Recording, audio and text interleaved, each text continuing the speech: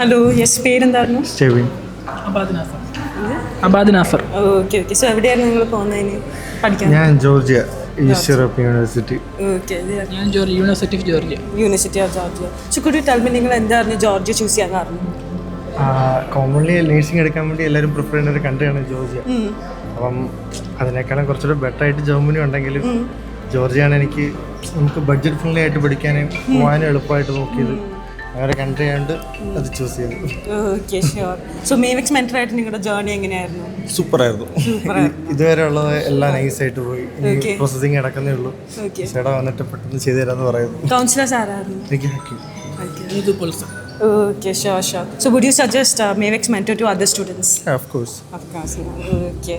So anyways, thank you for coming and all the best, okay? Thank you. Thank you, Mavix mentor.